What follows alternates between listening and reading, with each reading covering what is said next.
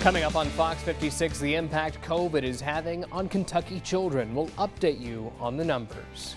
Plus, the latest on an area apartment complex threatening to kick out tenants. And we're going to track more warmth and some rounds of rain for the Commonwealth. We'll have the details on that busy forecast ahead coming up. Live from Lexington, our home, your news. This is Fox 56 News at 10. New information tonight as the Omicron variant sweeps across the Commonwealth. Tonight, Lexington experiencing its highest daily average of new COVID cases since mid-September. The Lexington Fayette County Health Department releasing the 7-day rolling average of new COVID cases, now 211. It hasn't been that high in Lexington since that average was 254 on September 16th. The health department saying same-day COVID vaccination appointments are available every Monday, Wednesday, and Friday. And new tonight, more children being hospitalized because of COVID. Governor Andy Beshear urging parents to get their kids vaccinated. Georgia MacArthur has more. The CDC says the Omicron variant may be leading to an increase in severe cases of hospitalizations among kids, raising concerns from health experts. Some of the more recent variants are having higher risks of complications with children, whether it be some of the inflammatory processes, cardiomyopathies, lung damage, kidney damage, and things of that nature, where we are seeing that. Fox 56 Chief Medical Contributor Dr. Ryan Stanton says both of his children are vaccinated. He says they understood the potential but incredibly small risk. And we know that over the last several months that a significant proportion of new cases and spread is among the pediatric and school-age population. So we can't ignore that anymore, and we need, with access to the tools to provincially make a significant preventive dent, we need to do that when able. Governor Beshear says the number of Kentucky's children who are vaccinated needs to increase. Because some small percentage of kids who do get COVID in that age group have really tough reactions or results from it. Dr. Stanton says the fewer kids who are vaccinated could cause a butterfly effect and put more people at risk. Only their ability to spread it among each other, but then to the family members and those that they are around that may be older or higher risk. State numbers show more than 57,000 Kentucky children between ages 5 and 11 have received at least one COVID vaccination. The work continues in western Kentucky to help people touched by this month's deadly tornadoes. A lot of that work happening in state parks. Parks jumped in quickly to give people who lost their homes in the storm a safe place to stay. That continues today. Governor Beshear says nearly 300 state park rooms are being used by first responders and storm victims. Because my apartment's collapsed and we're just homeless. And at least we got a safe place to stay right now. The state parks are also helping feed more than 600 people as western Kentucky continues its recovery. All right, now for our first check of the weather, and it is a wet one, Gigi. Yes, but it's also kind of warm, which I will appreciate because I know it gets pretty cold in Kentucky. Let's go ahead and send things over to Chris Johnson with a look at the forecast. Yeah, seeing those mild conditions continuing as we head through tonight. In fact, holding on to the mild temperatures for the next couple of days, but rain chances, yeah, they're sticking around as well. Right now here in Lexington, currently sitting at a mild 55 degrees. Winds have been breezy at times, but now beginning to relax some out of the west and northwest between 5 and 8 miles per hour. And as far as radar is concerned, we take you to it now here close to the metro. You can see catching a little bit of dry time here in Lexington, but some of the surrounding counties to our north and west. Folks there in Scott County, Franklin County, stretching westward, tracking out a few additional light rain showers, some heavier showers showing up just to our south and east. Folks there and McKee, Jackson County up towards Beattyville, getting along the Mountain Parkway, Wolfe County picking up on some heavier rainfall as we speak. And this is stretching north and eastward for folks there in West Liberty, Sandy Hook, Moorhead, Rowan County picking up on that light to moderate rainfall. Now as we zoom things out back to our west and northwest, yeah, we're not done yet. Those rain chances moving back in once again, hanging around as we head through the rest of tonight and into tomorrow morning. So our forecast for tonight, not dropping all that much, lower 50s winning out. More rain chances will be likely as we head through tonight, and those winds not as breezy as what they once were, but still we're going to expect the breezy, the mild conditions, and yeah, more rain chances to hang around once again as we get into your Wednesday. It's a rinse and repeat of a forecast. We'll talk more about that and a big cool down showing up as we head into the new year. Details on that coming up here in just a bit. Chris, thanks. Kentucky State Police say a suspect in a domestic violence case took an officer's stun gun and attempted to use it on him in Elizabethtown. This led to the police department sergeant Chris Lewis to fire shots that killed him. The man shot is 34-year-old Gary McCormick. Police say that Lewis was assisting with the domestic violence investigation when he attempted to speak to McCormick. Police are still investigating. Kentucky officials and Governor Andy Beshear are urging residents when celebrating New Year's to be cautious. This comes as COVID numbers in the state continue to rise. The positivity rate in Kentucky sits just under 12%. The Kentucky Castle has already limited the capacity they will allow for their venue. They also say they will keep testing people from staff as an extra precaution. On a business, January 24th is the deadline to file for federal economic injury disaster loans. Businesses that suffered from storms, flooding, landslides, and mudslides from February through March of this year are eligible. Working capital disaster loans up to $2 million are available at 3% for small businesses with terms up to 30 years. New tonight, residents of a Nicholasville apartment complex speaking out after they were served vacate notices just weeks before Christmas. Georgia Godfrey been following the story for us, and Gigi, the residents held a meeting tonight. Isn't that right? Yes, Bodie, that meeting wrapped up around 7 o'clock. Now, residents of the Treetop Apartments in Nicholasville are upset and frustrated because many of them feel like they have nowhere to turn now that they are being forced to leave the place they call home. About 15 of them met tonight at the Jessamine County Library to express their concerns. It all started December 7th when tenants were sent a notice saying the apartments were now under new ownership. A week later, on December 13th, tenants received another letter saying their current lease was expiring and that the new property owners would not be renewing their lease. Josie Barnett is one of those residents. She's lived in Treetop Apartments for more than a decade, including time she spent there as a child. She says the way the situation is being handled is insensitive and unacceptable. You know, a lot of us don't have deposits to move. A lot of us are on month-to-month basis. We only get one check a month. We don't have money to pay rent for January for them. Plus, Christmas was just right around the corner. And then we don't have money to come up with a deposit in the first month's rent for a new place. We have children that live with us. Most of the families here have children. We have animals. No one deserves this. I don't care who you are. The tenants say they hope they're able to at least get their deposits back so they can move on and find new housing. The complex is home to 150 residents. So far, all but 30 of them have been able to relocate since those notices were given out. And we have put in a call with the new property owners, Brookside Properties out of Nashville, and we're waiting to hear back from them to get an explanation on current tenants' leases not being renewed. One man is dead and another behind bars following a shooting in Lincoln County. It happened at the Mountain Stop store in Kings Mountain. That's where detectives say 24-year-old Robert Dunn and 33-year-old Greg Galloway got into an argument that ended with Dunn shooting Galloway. Galloway died at the scene. Dunn is being held at the Pulaski County Detention Center, where he's facing a charge of murder and possession of a firearm by a felon. It's unclear what the argument was about, but Kentucky State Police are investigating. Well, officials in Rockcastle County investigating a deadly shooting. The deputy coroner tells us they were notified about a shooting around Tuesday morning as it happened on Flat Gap Road. The deputies say the man died from a self-inflicted gunshot wound. A woman was also shot and was taken to UK Hospital, where she was immediately taken into surgery. As of now, we don't know the woman's condition. You can head to fox56news.com for the latest when we have it. And 2 men are in custody after a Greenup County Sheriff Office investigation. Deputies arrived on the scene and served a total of 11 warrants, and 9 of those belonged to Eric J. Howard. Howard was also found with 5 grams of meth. Billy Porter was also arrested after being found behind a trap door that led under the trailer. Both men are lodged in the Greenup County Detention Center. Next, we take you to Louisville, where a police car was stolen. More details when we come back.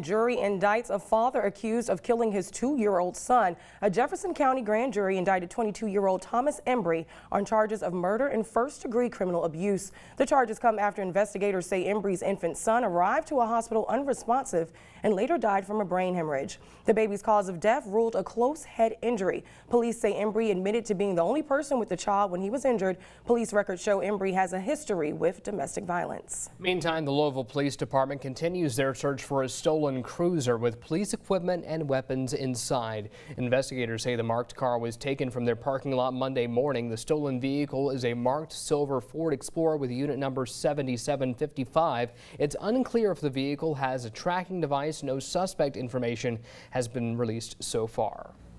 And 3 people are behind bars tonight after one woman was charged with shoplifting at a Hart County business. The Hart County Sheriff's Office arrested 51-year-old Amy Garcia for shoplifting. That investigation led them to search a property where several stolen goods were found, including a 4-wheeler, welder, and roofing equipment. 2 other people, 26-year-old Samantha Cornett and 29-year-old Damian Stepp, were also charged in connection to those stolen goods. Investigators say additional arrests are pending. Louisville police are searching for a suspect allegedly behind a flooring store burglary. It happened at Highland Hardwood Flooring. Surveillance images show the suspect near the business the night it was broken into. No more information has been released so far, but an investigation is underway. Well, the mystery continues surrounding a historic time capsule. The latest from that discovery coming up. And we'll continue to see those rain chances sticking around through tonight. Warm temperatures also expected through midweek. We'll talk more about that, and big cool down showing up as we ring in the new year. We'll have the details and more coming up after the break.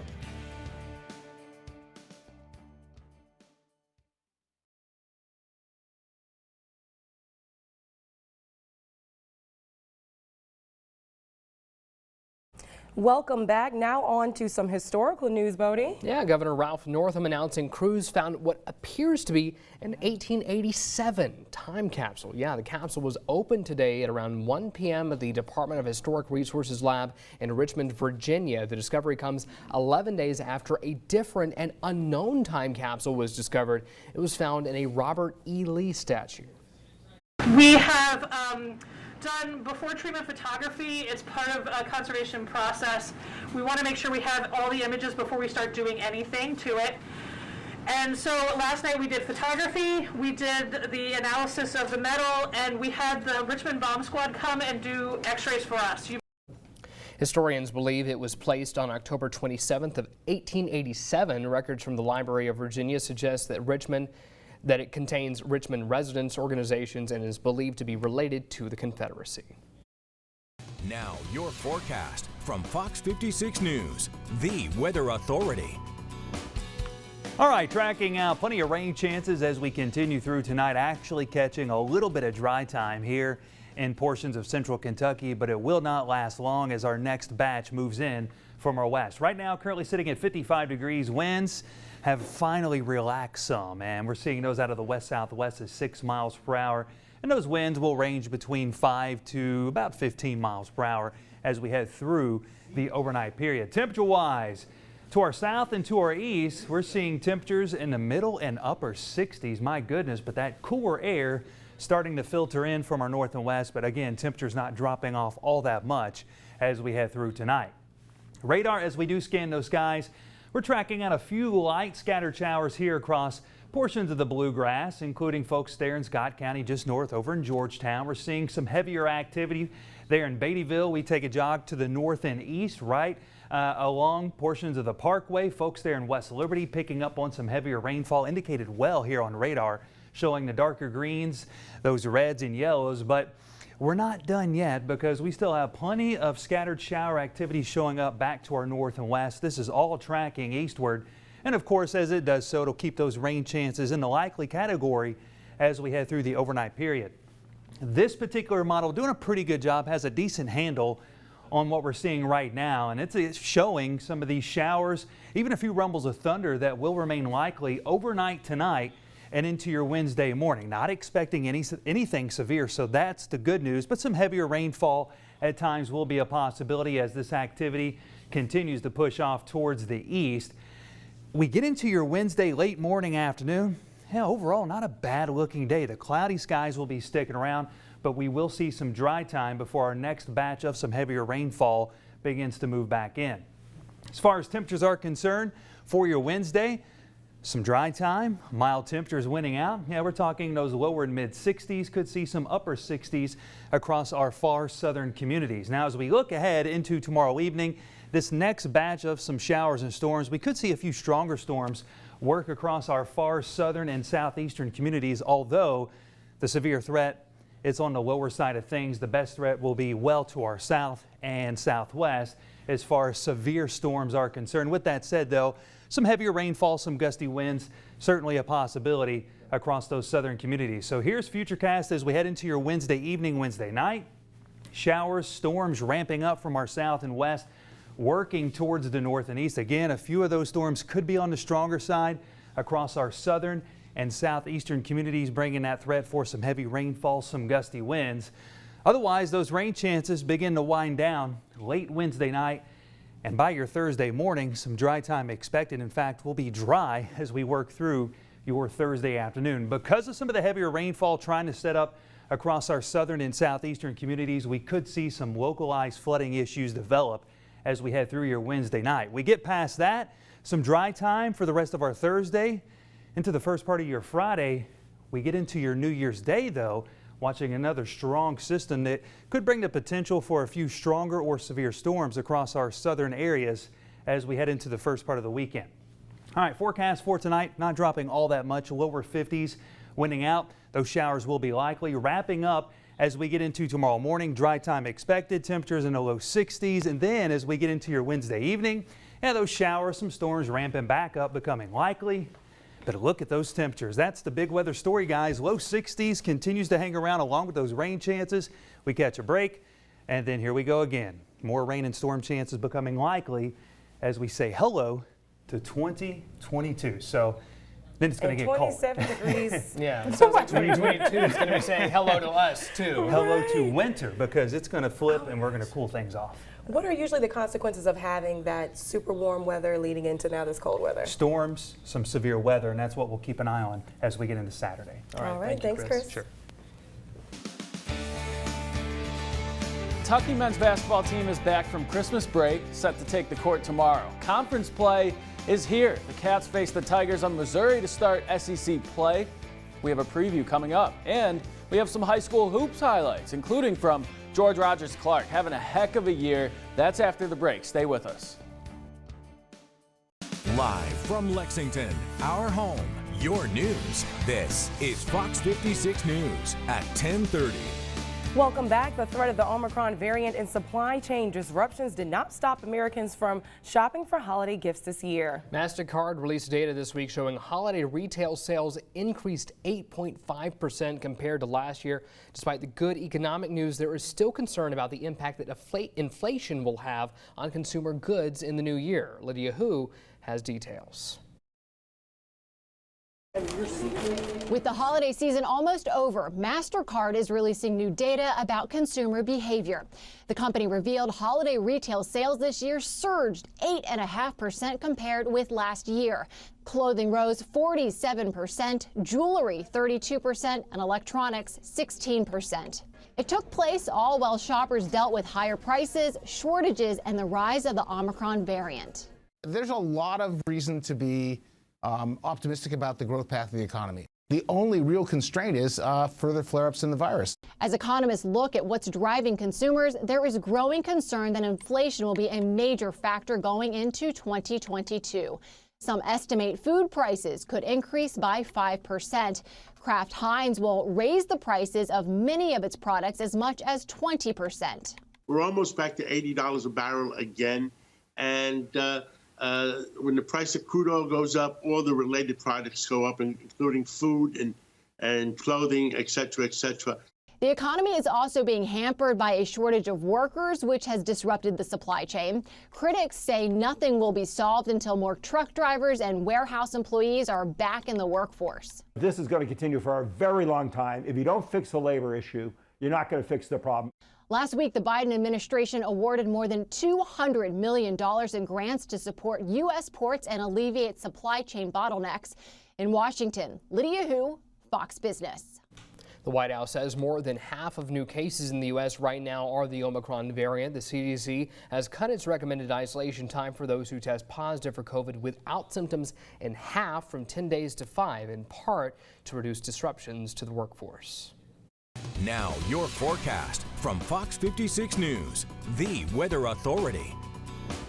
All right, the busy forecast continues across the Bluegrass as we're seeing more rain chances that are moving through the region, and those will be sticking around as we head into the first part of your Wednesday. A little bit of a break, and then, another round. It's rolling through town as we get into your Wednesday evening. Right now, tracking a few light rain showers across southern portions of Fayette County, getting into Jessamine County. Folks there in Nicholasville picking up on some light shower activity as we speak.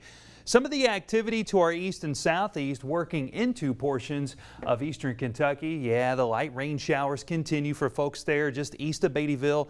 Folks there in northern Breathitt County picking up on some rain, some heavier rainfall now working through West Liberty and just north of Painesville, south of Sandy Hook. And you can see that showing up well with the darker greens and reds, even some yellows indicating that heavier rainfall. Back to our west and northwest, here comes another round, and that rain will be sticking around as we head through tonight. You put this into motion, you can see those showers creeping back into portions of central Kentucky, and that's going to keep those rain chances in the likely category overnight tonight. Now, temperature-wise, we're not dropping much more than where we are right now in the lower 50s. That's it, but it'll be rain, likely breezy at times, especially later on tonight. We catch a break Wednesday, still mild, but we're tracking more rain chances. We'll talk more about that and a big time cool down showing up as we ring in the new year. Well, those details and more here in just a bit.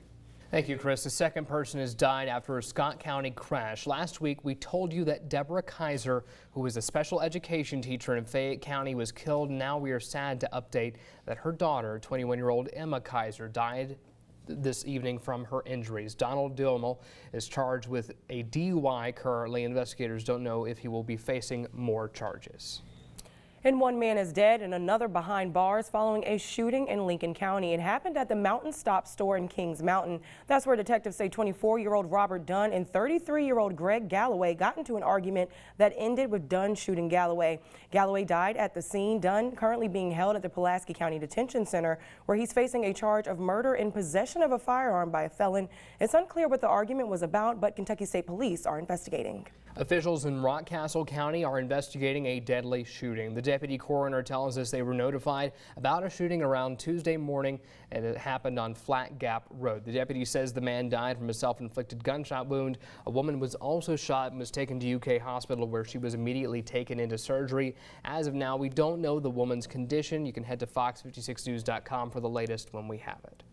2 men are in custody after a Greenup County Sheriff's Office investigation. Deputies arrived on the scene and served a total of 11 warrants, and 9 of those belonged to Eric J. Howard. Howard was also found with 5 grams of methamphetamine. Billy Porter was also arrested after being found behind a trap door that led under the trailer.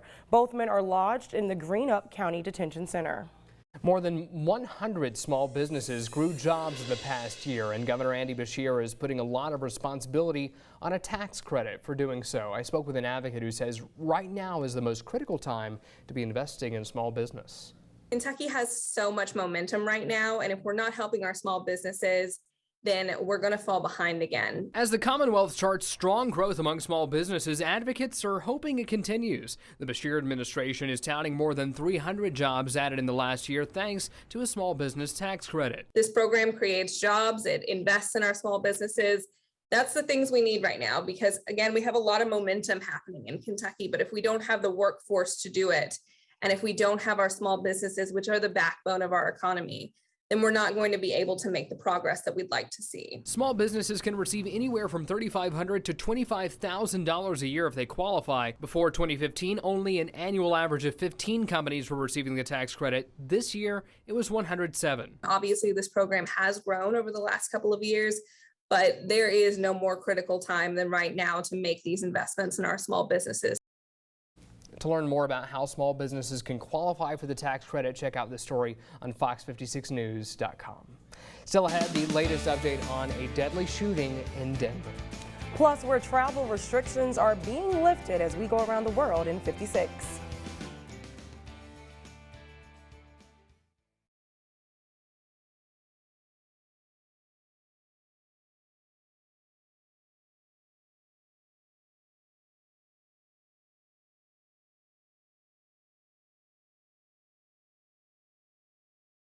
Police say a shooter has killed 4 people and injured an officer in Denver. Police say the suspect died Monday after exchanging gunfire with officers. Authorities say the officer was in stable condition when taken to a hospital with a gunshot wound. The shooting happened near a neighboring area, Lakewood. Police say they are still investigating what led to the shootings. This is the holiday season. To have this type of spree take place is not normal for our community. We cannot lose sight of the victims in this, the people that are still fighting for their lives. Police say they are still gathering details to learn the gunman's motive. Many have been sending out prayers and thoughts to those affected by the shooting. Former New York Governor Andrew Cuomo won't face criminal charges stemming from allegations from 2 women. It's the latest in a series of decisions about whether a raft of sexual assault and harassment claims against Cuomo will end up in criminal court. District Attorney Mimi Rocha said that while there is no evidence to conclude the conduct that was said, she couldn't bring them to court. Russia has shut down one of the oldest human rights groups. And President Joe Biden lifting travel restrictions on Africa. That story and more as we go around the world in 56 seconds. He says the U.S. should consider a vaccination mandate for domestic air travel. It's something the Biden administration has previously steered away from. The proposal comes as the Omicron variant continues spreading quickly around the world. Russia's highest court today shut down one of the country's oldest and most prominent human rights organizations. The Supreme Court ruled to close Memorial, a group that drew international acclaim for its studies of political repression of the Soviet Union. Hundreds left without power following a fiery plane crash in San Diego, that plane going down right in front of a string of homes. The Lakeside Fire Department has not located any victims. An investigation is underway. President Joe Biden revoked the travel restrictions on several African countries. He instituted this in late November, days after the discovery of the Omicron variant strain of COVID-19. Biden says he lifted this restriction because vaccinated people have significant protection against the virus. A mummy of a former Egyptian is giving out information. Find out that and more as we tell you 5 things to know before you go to bed. And those showers and storms remaining likely as we head through tonight. Another round on tap for your Wednesday. We'll talk more about that and some storm chances showing up for the weekend coming up after the break.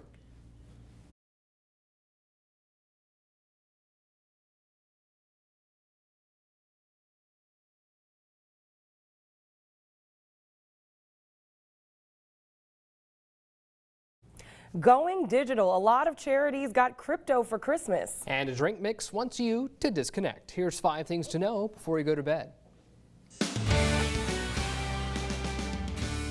To charity went up this holiday season. This according to the crypto donation platform The Giving Block. The #1 crypto donated via the site was Ethereum at more than $1.2 million, followed by Bitcoin at more than $885,000. One artist in Russia uses an unusual material to create his sculptures. The artist, famous for his sculptures made of manure, unveiled his latest creation, a family of tigers. As a nod to the upcoming Chinese Lunar New Year, the Year of the Tiger, his previous works include a giant cobra, horses, monkeys, and a COVID-ramming bull. A popular coffee-flavored liqueur wants to know if you can go on a diet, but not from drinks. Kahlua has a challenge to see if you can disconnect from technology and the internet for a month. They plan to give $25,000 to one tech-starved chosen couple. You must be internet and social media free, take a polygraph test, and you'll get some Kahlua too to help. A never-ending pasta promotion offered at Olive Garden might be coming to an end. The CEO says the pasta deal may not have boosted sales as the company expected and that it might not return. Quarterly sales rose in the same period from 2 years ago, despite the labor shortage and the coronavirus pandemic. The mummy of a former Egyptian pharaoh giving up some secrets. Scientists say they can finally uncover what was hidden under King Amenhotep's wrapping and mask. Using advanced X-ray technology, the research team was able to reveal his face and figure out his age and health at the time of his death. The king's remains were found in 1881 in southern Egypt. There you go. That's 5 things to know before bed. Now, your forecast from Fox 56 News, the weather authority. Alright, shifting gears to our forecast. We're ending the year on a wet note. It's not going to be staying that way. No, and I was kind of happy that we had some warm temperatures, but Chris told me that's going to change. So let's go ahead and send things over to Chris Johnson with a look at the forecast. Yeah, you guys are exactly right. Lots of changes heading our way, but it's going to take some time before we get there. If you've been a fan of these mild temperatures, they're sticking around for a little bit longer, and then we'll bring in those changes, especially as we ring in the new year. Look at this, officially topping out at 67 degrees late December, tying another record set back in 1984. Just incredible. Current temperature right now sitting at 55 degrees, catching a little bit of a break from the rainfall, but more rain will move back in overnight tonight. Temperatures middle and upper 50s across portions of central and northern Kentucky, still tracking out those middle and upper 60s right now to our south and east. As far as the rain chances are concerned, some light showers working through the Bluegrass region. We take a jog to our east and southeast. More of the light scattered showers working through portions of Sandy Hook, getting into Paintsville, stretching north and eastward. For my fine folks over in Louisville, we zoom things back out to the north and west. Here comes our next round, and it's going to bring more rain chances, some which could be heavier at times as we head through the overnight period. Now, the good news is we're not expecting anything strong, nothing severe out there. So overnight tonight, it's all about the rain, just some heavy rain at times. That's it. So rest easy. We can see this futurecast overnight tonight into your early Wednesday morning. Those scattered downpours working through central, southern, and eventually eastern Kentucky. And notice what happens by mid-morning or so. We start to dry things out, catching some dry time. And overall, tomorrow afternoon, not that bad of a day. The clouds will be sticking around, but temperature-wise, mild upper 50s to those low 60s winning out once again. The only issue heading out the door tomorrow morning will be the early morning commute. That's it. Those scattered showers remaining possible. Otherwise, we're trending drier midday into the afternoon hours with temperatures again climbing into those upper 50s and lower 60s. We look ahead into your Wednesday evening. Yeah, rinse and repeat of a forecast rolls on as our next round of some showers and thunderstorms begin to increase from our west and southwest. And some of these could be on the stronger side, bringing not only the heavy rainfall, but some gusty winds. That's going to be a possibility as well. The bigger severe threat right now looks to stay to our south across the Volunteer State. We get into your Thursday morning. Finally, we get in on some more dry time. Those dry skies will continue as we work through the rest of your Thursday afternoon and Thursday night. Now, as far as the heavy rain threat is concerned, mainly south and east, it's those communities that have the best chance to pick up on not only the heavy rainfall, but that could lead to some localized flooding issues as we head through the next 24 to 36 hours. We get into the new year, so we're talking New Year's Day right now, watching what could be a stronger system bring the threat for more heavy rainfall, even some stronger storms. Best severe threat showing up, latest data, just to our south, something we'll keep a close eye on as we look ahead for the next few days. For tonight, dropping down into the low 50s, showers will remain likely. We look ahead for tomorrow. AM showers ending, trending drier into the afternoon hours. We'll top out in the low 60s, and then more rain moving in, ramping up into tomorrow night. Here's a look at that full 7-day forecast. More rain chances ramping back up as we get into the first part of the weekend, saying hello to the new year. Showers, few storms will be likely. And look at this, temperatures really beginning to drop off as we get into your Sunday. 40 for that afternoon high. Not bad at all. Here's a look at the rest of the 7-day forecast. So we get into your Monday, Tuesday. Yeah, we're talking temperatures upper 30s to those low and mid 40s. Guys, that's a shock to the system. Yeah. After going 60s consecutive days to the 30s and 40s early next week. And dare I say, maybe a few flakes that could fly Sunday afternoon. Well, Chris, I'm going to say it's been a lovely April as we end the year. Yes, yes. Guys, it has been, again, it's going to be the third warmest December on record when it's all said and done. Oh, winter's going to catch up. And that's because I'm here. That's it. It's all because of Gigi. All right, let's check in with Mike for a look at sports. 4 days until Kentucky takes the field in the Citrus Bowl against Iowa. The Cats were out in the sunshine today for bowl practice. We have an update from Orlando coming up. And UK is hoping for a better luck in its bowl game than what Louisville put together earlier today in the First Responder Bowl. We have highlights up next in sports.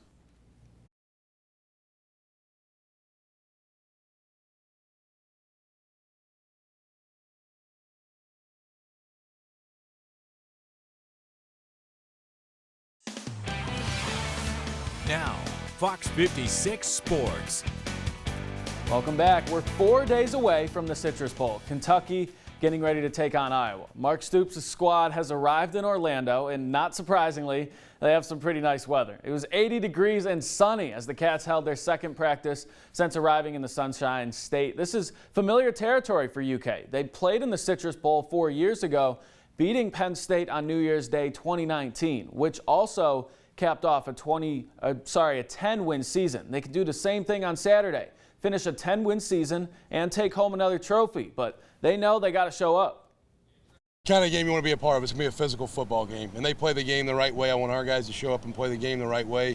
I've got a lot of respect for what they do, and hopefully our guys play, respect the game and play it the right way. It's going to be meaning everything to me. It's going to be my 4th ring, so I'm really trying to get that and just leave here on my legacy and just show everybody, what I came here to do.